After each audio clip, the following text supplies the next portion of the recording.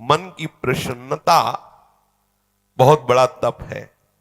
हर समय मन को प्रसन्न रखना बहुत बड़ी साधना है, बहुत बड़ा लाभ है जिसका हर समय मन प्रसन्न रहता है।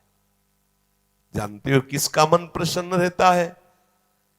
जिसका मन प्रभु से अपनापन कर लिया है। मन को सदैव प्रसन्न रखना है तो भगवत संबंध से ही मन प्रसन्न रह सकता है। ये मन चंचल क्यों रहता है, अशांत क्यों रहता है? ये जितना विषयों का चिंतन करेगा, जितना नाशवान परिवर्तनशील वस्तु व्यक्ति स्थान का संबंध स्वीकार करेगा, उतना ही जलेगा, उतना ही अशांत रहेगा, उतना ही चंचल रहेगा। त्यागात शांति अनंतरम, जितना ये सब वस्तु व्यक्ति स्थान का राग त्याग करेगा उतना ही शांत हो जाएगा, उतना ही आनंदित हो जाएगा, उतना ही प्रसन्न हो जाएगा। मना प्रसादः, यदि आप मन को प्रसन्न करना चाहते हैं तो किसी भी व्यक्ति वस्तु स्थान का इसे संबंध न रख ले पावे, ये सावधानी रखना। और होता क्या है, बोले चलो मनोरंजन करते हैं, कहां? किसी व्यक्ति में, किसी वस्तु में, किसी स्थान में, किसी द्रव्य में। होता क्या है, मनोरंजन होता नहीं, एक नई जलन, एक नई चिंता, एक नई कामना, एक नई वासना, एक नया फसाव। चले थे आनंद लेने और फंस गए। हमारा मन प्रसादः, मन प्रसन्न कब होगा? बहुत ध्यान की बात है। भगवान कह रहे त्यागात शांति अनंतरम, यदि आप शांति देना चाहते हो अपने मन को, आनंद देना चाहते हो, प्रसन्नता पाना चाहते हो, तो आप वस्तु व्यक्ति स्थान के संबंध से रहित कर दो अपने मन को। एकमात्र प्रभु के चरणारविंद में आप अपने मन को लगा दो, फिर आप देखें आपका मन सदैव प्रसन्न रहेगा। क्योंकि प्रभु अविनाशी है, वस्तु व्यक्ति स्थान परिवर्तनशील है। वो एक रस प्रसन्न रह ही नहीं सकता जिसका वस्तु व्यक्ति स्थान से संबंध है, नहीं रह सकता। क्योंकि वो एक रस नहीं है तो मन कैसे एक रस होगा? वो विनाशी है, परिवर्तनशील है, मूल में दुख है, केवल ऊपर से सुखद दिखाई दे रहा है। मन में अशांति, दुख, क्लेश, बंधन का कारण है किसी वस्तु व्यक्ति स्थान से अपनापन कर लेना। सूक्ष्मता से देख लीजिए, अभी हम यही फंसे हैं, चाहे हम ज्ञानी भगत हो चाहे प्रेमी भगत हो, अभी केवल मन के भगत हैं, मन को अभी भक्ति के मार्ग में नहीं खड़ा कर पाए। किसी भी वस्तु व्यक्ति स्थान से राग न रह जाना ये वैरागी का लक्षण है। समस्त वस्तु व्यक्ति स्थान में एकमात्र सच्चिदानंद आराध्य देव को देखना ये अनुरागी का लक्षण है। हम देखें कि हम ना तो वैरागी है ना अनुरागी है, हम तो रागी है। हर वस्तु व्यक्ति स्थान से हम सुख भोगना चाहते हैं। देख लो, अगर ऐसा नहीं तो फिर मन जाएगा ही नहीं। जब तक सुख की लालसा नहीं तब तक मन जाने वाला नहीं। इसको जहां जहां सुख का मिलने का भाव है वहीं वहीं ये जाता है।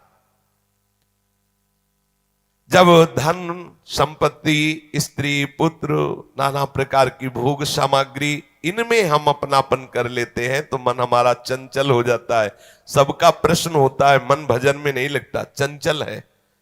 मन चंचल आपने किया है, आपको ही छोड़ना पड़ेगा। आपने वस्तु व्यक्ति स्थान से संबंध कर लिया है, वो चंचल परिवर्तनशील नाशवान वही लक्षण मन को आ रहे। वो आप अविनाशी प्रीतम से अपना संबंध कर लो, देखो कितना आनंद मन में रहता है, कितनी प्रसन्नता रहती मन में। भगवत चरणारविंद का आश्रय लेने वाला हर समय प्रसन्न रहता है, ये पहचान है। भारी से भारी विपत्ति में भी उसका हृदय आनंदित रहता है, क्योंकि ये विपत्ति संपत्ति बाहरी बात है। वो जिस आनंद में मगन है वहां न विपत्ति का न संपत्ति का, दोनों का प्रवेश नहीं, न हर्ष न शोक का।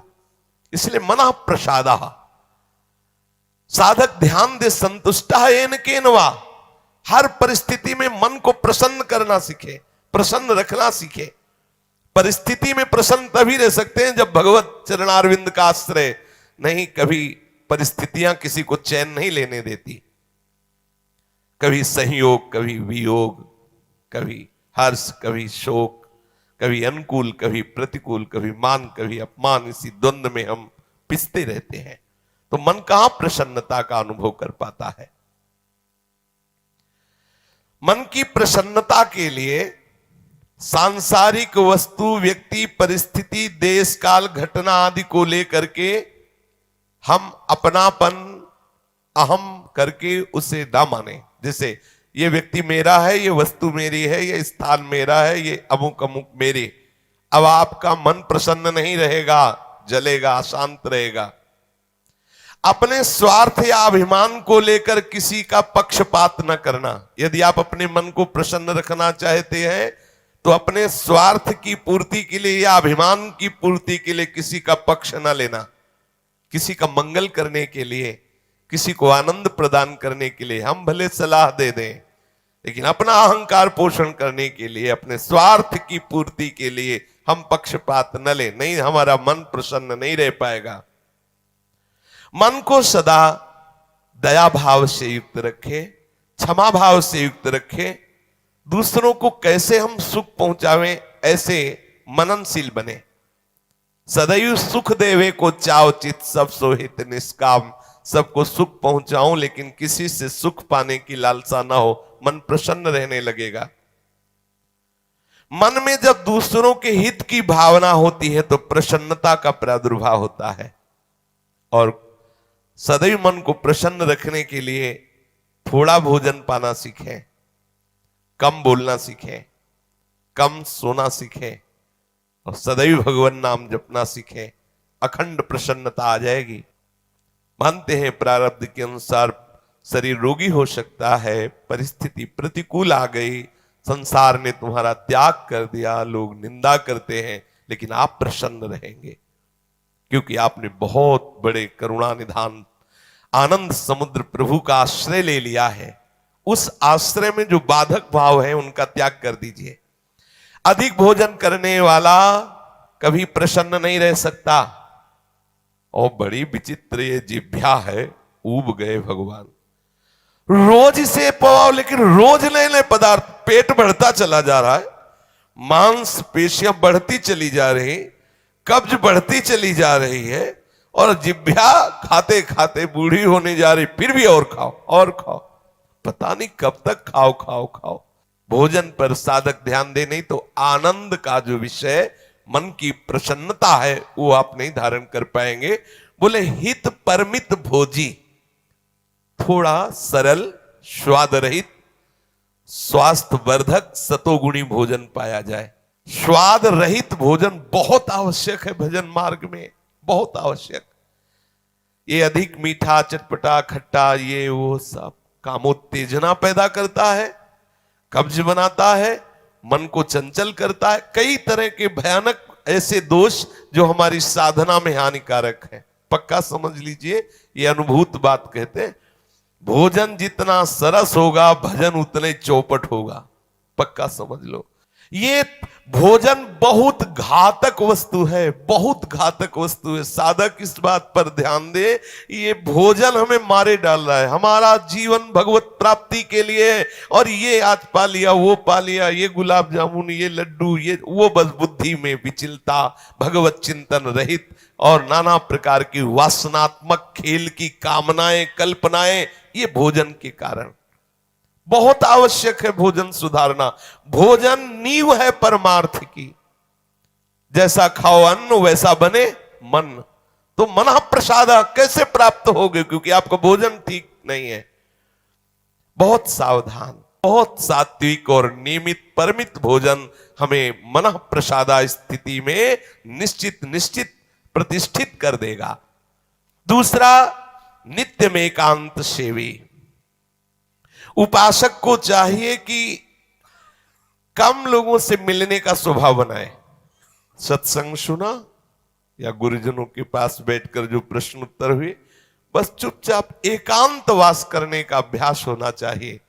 हर समय हम किसी से बात करते रहे, हर समय हम किसी से मिले रहे, हर समय कोई हमारे समीप रहे, तो हमारी अंतर्मुखता नहीं हो। भले वो हमसे बात न करे, लेकिन हमारी अंतर्मुख वृत्ति में वो बाधक हो जाएगा। इसलिए साधक को चाहिए, कि वो एकांत सेवी बनने का स्वभाव बनाए, ज्यादा किसी से बात नहीं कर। वैसे बात करने का नियम तभी रखना चाहिए जब कोई आपसे प्रश्न करे और प्रश्न का उत्तर आवश्यक है देना, उत्तर देने से उसका मंगल होगा तो ही बात करें, नहीं ना करें।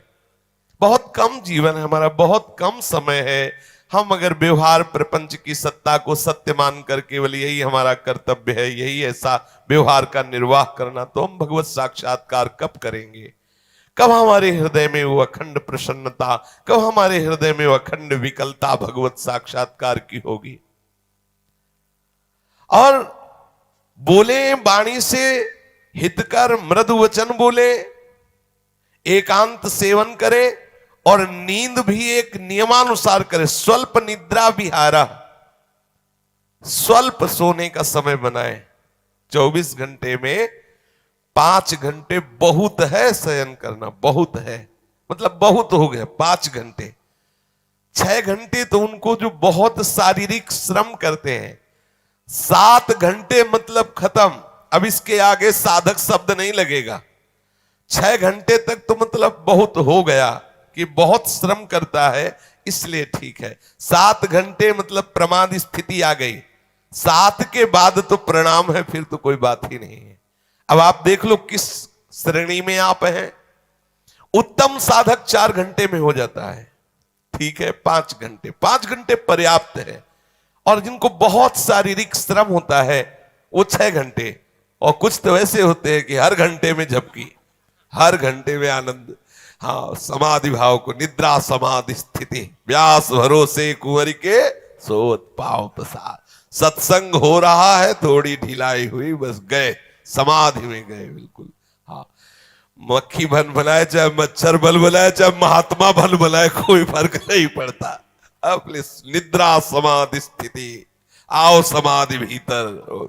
स्वामी हरदास जी कहते, मनी उतना डुलाओ, आओ समाधि भीतर। आ गए तो थोड़ा सावधान करे। स्वल्प निद्रा विहार, और घूमने फिरने का भी एक नियम होना चाहिए। आपकी दिनचर्या एक नियमित होनी चाहिए।